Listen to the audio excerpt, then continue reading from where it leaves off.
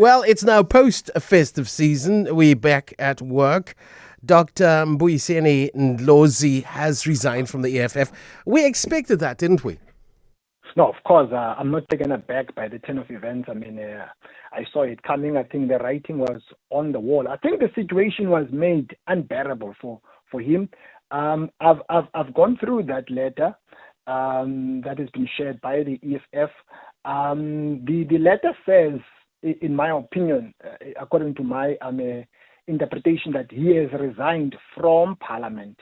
Doesn't say that he has terminated his membership of the EFF. So based on that, he's still a member of the EFF, even though I want to make a prediction that he's on his way out. But to be honest, I'm not taken aback, but I saw it. The writing was on the wall. Malema has been taking a swipe at him every now and then. And I think the final announcement will be the one on his a departure from the EFF. But the question has always been about his perpetual silence. Why has been silent? I think it's because, let's be honest, we never knew Ndlozi before the establishment of the EFF. So based on that, can you not argue and say that Ndlozi was made popular by the EFF? Now, the problem is that he doesn't want to cross swords with Malema in public, because you can't cross swords with Malema in a street fight. That's where he stands out, you see, because Malema will remind him. So I think it's been very strategic, not to engage Malema in public. But I think he's on his way out. Yeah, I agree with you. He doesn't want to get into a scrap there. He's probably going to come off second best. But he does Exactly. He does represent the intellectual component of the EFF, does he not? And, does this mean that kind of, that thinking part of the party is not finding their own kind of space and voice with the omnipotent kind of leadership reflected by Malema? EFF doesn't like intellectualization unless it is confined to Julius Malema. Look, this is not the problem that is limited to the EFF, though. It's a problem that embeds itself in socialist organizations. Even in the Communist Party, they like to patch those who hold divergent opinions. You see, the problem is that when you look at the history of liberation movements, the history of socialist political parties, they rose to prominence during the time of Stalinism, during that time of Stalin. So they are using that organizational model of patching people, a bureaucracy, elitism. Malema refers to himself as CIC. They use military concepts.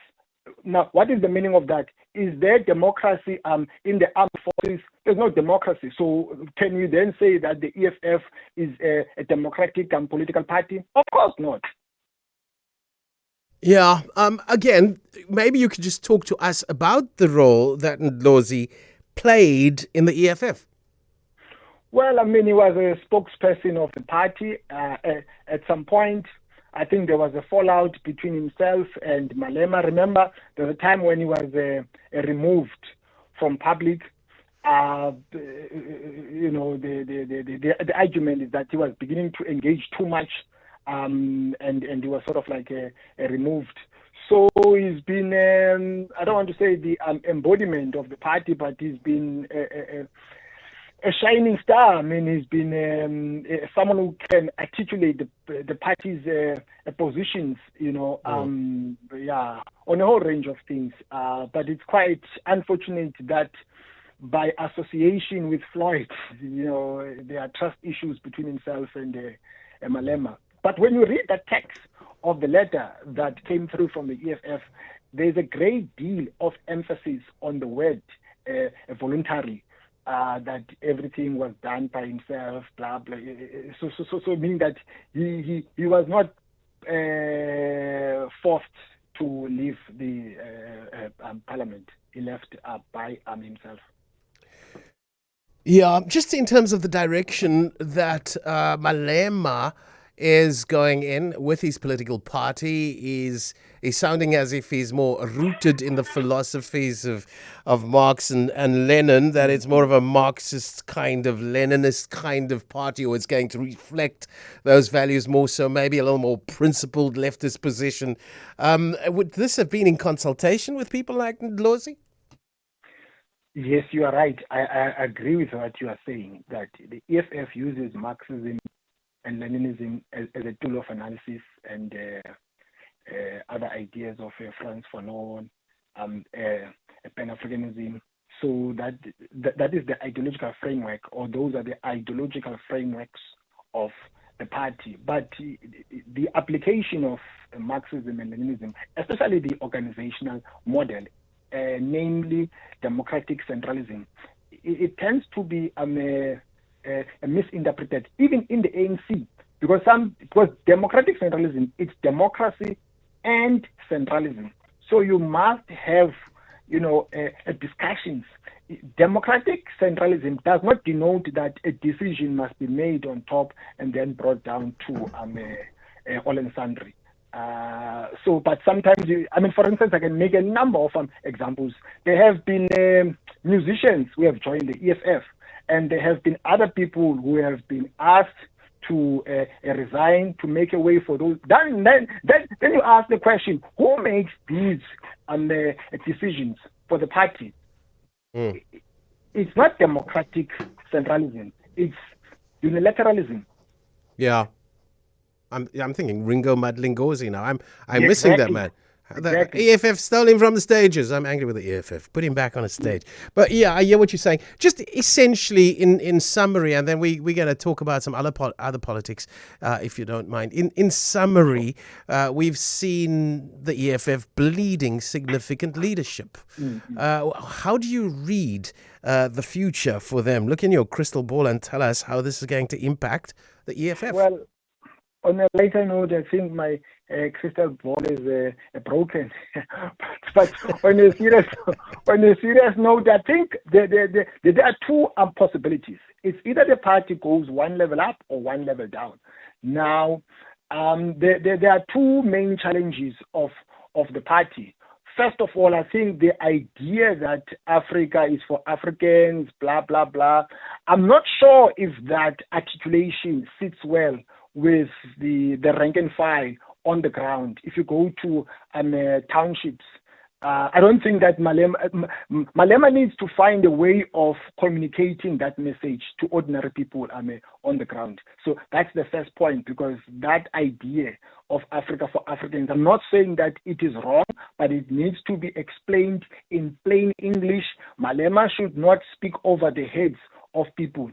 The second point is that other organizational issues are having a negative impact on the image of the party. So those two issues, they need to be addressed in advance or on time before the upcoming local government elections. Otherwise, the party is going to experience a downward electoral decline.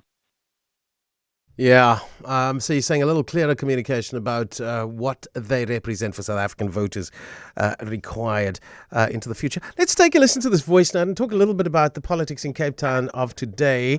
And of course, this coming Saturday, a huge speech and gathering out in Khayelitsha. Let's take a listen to Igsak's position. Hi, good morning, Clarence. Yeah, I think it's Errol. I fully agree with Errol, right?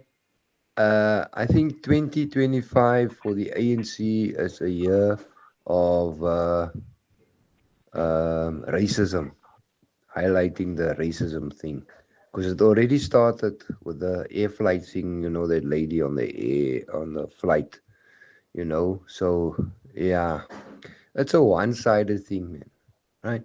Like I posted yesterday, about Robben Island. As if they own Robben Island. I was going to comment and say, what if there's millionaires or billionaires politicians, especially on the ANC side, buy up, go and build a house on Robben Island. Imagine. I know, okay, right, fine, it's a historical site, so they can't, but just imagine. Hmm? And here, he's coming here to what you call it, talk about the squatter settlements or the squatter settlements not being serviced by the DA or whoever, right? Right? But he buys a house in Camsbay. Nou kan sy nog meer, man. It's frustrating. Really frustrating. Thank you. Love and respect. Thank you, Clarence. Irzak. I think I want to just touch on identity politics. And there were, of course, some media stuff of late that Irzak refers to that triggered lots of debate around the issues and about us shaking the yoke of identity politics in this particular city and province.